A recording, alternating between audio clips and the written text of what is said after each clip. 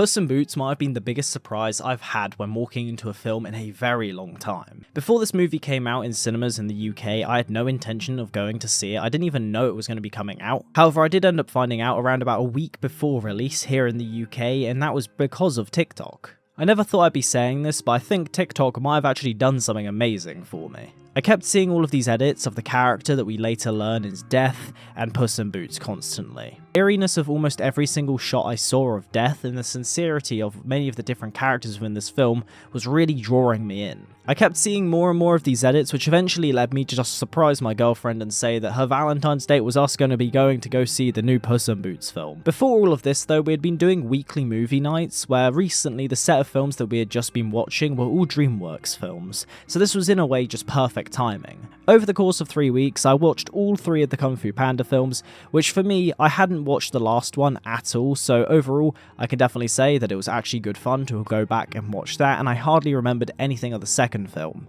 which was an absolute blast to watch. Doing this sort of movie night really reminds me of actually why I enjoyed media studies so much in school, and why I actually love movies. But I think that might be for an entirely different video. The point that I'm making with all of this is that it just kind of felt like everything was aligning for me to just go watch this film and it to hit different for me. What I'll discuss first is going to be the original film, which I hadn't actually watched up until the day after having seen The Last Wish, and I definitely have to say that this film is definitely not as good as its sequel. However, I think it's actually got a genuine reason for that. The first film was made back in 2012, and it was definitely directed specifically for kids way more than The Last Wish was. But also, this film has the typical hero's journey in a way, and did that perfectly fine. I think the introduction of Kitty SoftPaws within this film felt great as a way of making Puss have more of an emotional connection with the audience, without it feeling as if she was just a cheap attempt of a side character that added zero value, but instead actually added a great load of value to his story and his journey at mass. Now, the reason why I'm mentioning all of this is because the first film is definitely targeted way more towards kids than the second film. The second film is 100% targeted at people who grew up watching the first film, general adults, and overall just having a more mature theme, but it's wrapped up in what is considered a more Western kid-like animation. I think I could definitely make a video talking about the whole Western view of animation and how, for some reason, over in the West, the type of animations that we watch always feels really kid-like, whereas, anything from the East always feels more mature in a way. But this film does share the overall hero's journey, and for me to discuss this, I think we actually need to now go ahead and talk about the main themes of this film and go into and discuss the plot. So spoilers are ahead if you haven't watched the film, but if you don't care about spoilers, sit back and enjoy. The film will start off with Puss having a massive party with a bunch of people who clearly absolutely love him for the hero that he is meant to be. And after the person who owns the place that they're partying in comes back, a load of stuff will go down. He'll end up fighting this massive giant rock thing. I don't really remember the name of it. However, this all leads up to the first beginning part of the hero's journey, but done in slightly a different way. Normally in a hero's journey, it's the thought of adventure first. However, in this, they go for the kind of rebirth of the character due to him dying and losing his 9th life. But this will bring us into what is the main overarching theme of this film, which is death, and more in particular, running away from it. Now, not necessarily always in the sense of the word, but also the character itself, who is the metaphorical, incarnation of death. He's pretty much just the Grim Reaper all round. So because of this, Puss ends up having to deal with the fact that he has used all of his lives up and is now very vulnerable. This causes him to go into a massive panic attack, which eventually leads to him retiring to the crazy cat lady. During this though, he'll end up meeting Perrito, aka the cute little dog tag-along that they have within this film, and I'll talk about him later on so we can quickly get through this bit. Goldilocks, played by Florence Pugh, which I must say she did a great job of in this film, and overall just acting capabilities are really showing through. A lot of Marvel characters, for example, or people who blow up through Marvel, have this tendency of just kind of being locked in of those positions, so yeah, I've got to say she did a great job in this film. But her character and the bears will end up showing up after having tracked down Puss to this area, wanting to basically hire him on for this quest of finding the last wish. Which again, this is the next step in the hero's journey, the call to adventure which brings him back to his old self. So he doesn't necessarily go through the full rebirth stage just yet, but it's the starting steps from earlier on. On his way, we'll end up meeting Jack Horner, who's just kind of like the main villain in a way, but not really. More of a sub-villain for the overarching villain being Death. Puss's fight with Death is like the main overall thing when it comes to the biggest villain of this film. After this though, Puss will end up reuniting with Kitty's SoftPaws, and after a failed heist, we'll end up following all of the characters in their attempt to get to the last wish. We end up learning later on what all of them are actually wanting to wish for, which in a way I've kind of viewed as all of them are wishing for different things that kind of all correlate to just being a human and just basic human requirements or believed requirements. And to me, I think the overall thing of all of their wishes is that they just kind of want to feel whole overall and also safe. Puss wants to wish for his 9 lives, Kitty wants to wish for her ability to have someone around her that she can trust, Goldilocks wants to wish for a normal family, and Jack Horner wants to wish to become the most powerful person to make up for what he believes was childhood trauma. We end up seeing all the characters come to the end of their journeys, and the 2 main themes of this film become whole. And the first theme, like I mentioned, is the fear of death coming from Puss's side of the story, but Goldilocks' story ends up giving us the second theme, which is being happy with what you have, and in this instance, it's focused towards the family she has instead of seeking for the one she wants. Now the last theme that I actually think doesn't get touched on too much in different videos is Kitty's story within this, which is allowing yourself to kind of be vulnerable in moments and find someone that you can actually trust. All of the wishes are linked to the themes of this film. Even Jack's theme, I would say, his overall thing is that he just wants to become more powerful as someone could be, for this overall desire as if, you know, he has been treated wrong in the past and this will solve all of his issues. With this film though, I think those 2 main aspects, the fear of death and being happy with the family you have, are really targeted towards the adult audience who either grew up with the film or around the time the film came out.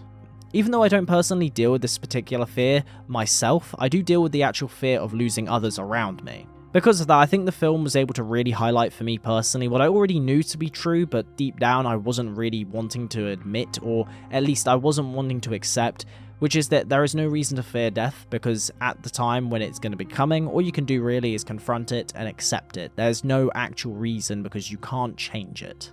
And the idea of being happy with the family you've got is also another great message that this film is trying to push to kids, but also the parents, and even me, someone who doesn't have kids, but I do end up having a chaotic family from time to time, so it's definitely something I can take to heart myself. It's all about being happy with your family, even if they are all vastly different from you, and just understanding that they have been there for you in all the moments they have been vital, from birth, or in this case, bare adoption, to where you are now. You owe them at minimum respect and love. Don't try to replace them or wish for something that could be called a better life, because you know the saying of the grass is always greener on the other side turns out to be true probably 0% of the time. Now the last part that I want to touch on, which isn't necessarily a theme within this film, but I'd say it's just a moment that really hit me, which was this moment between Puss and Death, where Puss will end up being told by Death, "Are you going to be taking the coward's way out to more lives?" as he's there holding up the piece of paper that he can end up taking out his last wish for. And the reason why it hit home for me is that a couple of months ago I left my completely secure job to go full-time in trying to pursue what I've been trying to do as my dream since I was 9, which is this YouTube channel. And that was a massive leap for me, and I'd definitely say this line in particular made me feel this idea that's been brewing inside of me come to light, which is not allowing my inner critic to win and take the safe route, in a way the coward's way out. The mental battle that I've been facing with my fear of failure around this idea and going back to my secure job way before I've even truly given this a proper chance. I'd rather fail and go back to the secure job after having actually tried than taking the coward's way out and never knowing if this was something that could have worked. What I want to talk about next is going to be Puss in particular within this film, and he has truly done amazingly well. Even more so than I can remember him being in any of the Shrek films or even in the first film when I watched that. He was funny within this film, but he was also able to emotionally connect the audience. Many times throughout this film, I felt the feelings that he was going through, the panic attacks that were just a mere thought of death, and the feelings as if you can't talk to the close ones around you about the issues you're facing. I think this film did a great job at personification. He is a cat that truly feels like, I would say, the average guy out there. The feeling as if you're fighting the world all by yourself, and the feeling of shame around you to open up about any of the issues you're facing. What I think was great was the true push that took Puss to actually realize and take on his fear of death was finally admitting his fear and learning that simply the woman, or the cat in this instance, just wanted him to be there for her and someone she could trust. The effective reconnection of the feminine in this film really brings Puss back to balance, I would say, in his fight especially against death, which I think is more of where you get things like the dagger scene in the film, when later on, he uses it within that fight, and it's in a way like him effectively using a part of her in this method. Instead of self-containing his fears, he opens up about them, he admits them, and she admits hers back to them. They're both vulnerable together, but neither one of them feel as if they are being brought down by their vulnerability. None of it was done in a way to feel as if men were being put down, or that you needed to open up about your feelings more, but simply being okay with trusting others who actually have the best intentions for you. Now, I think Kitty SoftPaws and Perrito in this film are also perfectly done. I'd definitely say, as a British person, Perrito's overly positive vibe at times does feel a little bit over the top. That's just because we're overly cynical here. But this character is meant to be a massive juxtaposition to Puss's hard shell and exterior that doesn't think the best is going to happen in these moments. He truly becomes what he actually wanted to be, which was the therapy dog. His character was able to allow Puss to explore this part of him without it feeling as if it was a therapy session, but simply being a happier presence added to Puss's life. Kitty is another character who isn't actually a juxtaposition to Puss, but simply the other side of the same coin. She is struggling and has been struggling with the fact that herself and Puss have both abandoned their own wedding. Both of them rejected what they were both truly desiring, which for Puss was this sense of not being alone, and for Kitty was the same, but also adding in the fact that she just genuinely wanted someone she could trust, and not having to feel as if she was on edge every moment of her life and having to be alone. She brings her own presence to the story that perfectly synergizes with Puss's story, which eventually leads to the payoff of all of them feeling happier with what they have and accepting one another without the fear of death or the fear of abandonment. Now, I don't think I could be making a video about Puss in Boots: The Last Wish without mentioning the Giga Chad that is death. Now, honestly, I have to say that he's one of the best villains I've seen in such a long time. To me, he had the same effect that I felt whenever Thanos was on screen in the MCU build-ups to eventually go into Infinity War and Endgame, which was every time he was on screen, he just grabbed your attention instantly. His character is the presence of a villain. He was able to invoke fear into the hearts of the viewers and Puss alike. At minimum, he was at least an absolute badass.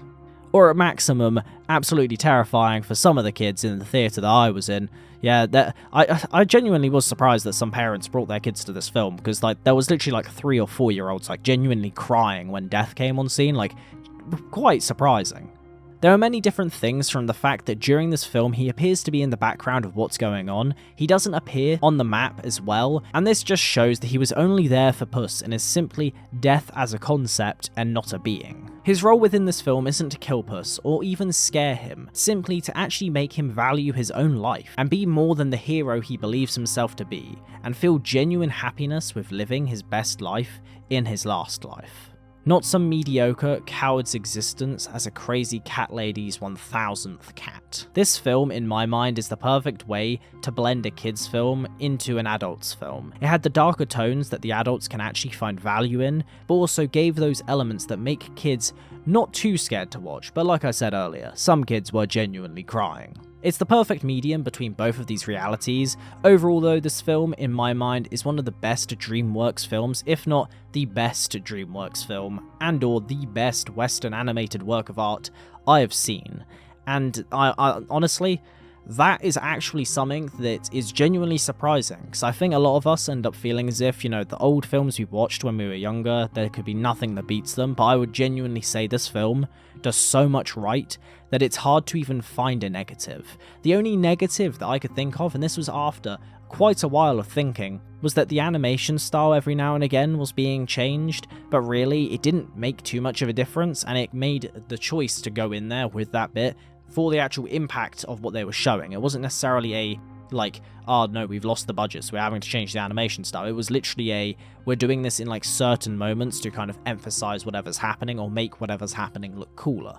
Now though, if you guys have enjoyed this video, make sure to let me know down below. This is the first film video essay in a way that I've done. It was great fun actually scripting this video. I woke up at 11 o'clock at night and I just thought of I need to do this script. So I sat there, did the whole script in one sitting, and really enjoyed this overall film as well, going to the cinema and watching this. Like I said earlier, this brought me back to my feeling of why I loved things like media studies in my school, but also just watching films, and it's definitely going to be the first of many video essays that I do. I don't know if this video will stay on this channel forever, because it's going to be uploaded to the Exiled channel originally, but to be honest, if it doesn't do too well, I will probably upload it over onto the other channel that I want to make into like a video essay sort of channel, or it will go over there straight away, but who knows. Anyway, hopefully you guys enjoyed. If you did, make sure to leave a like, do subscribe for more content, and I'll see you guys next week. Have a good one.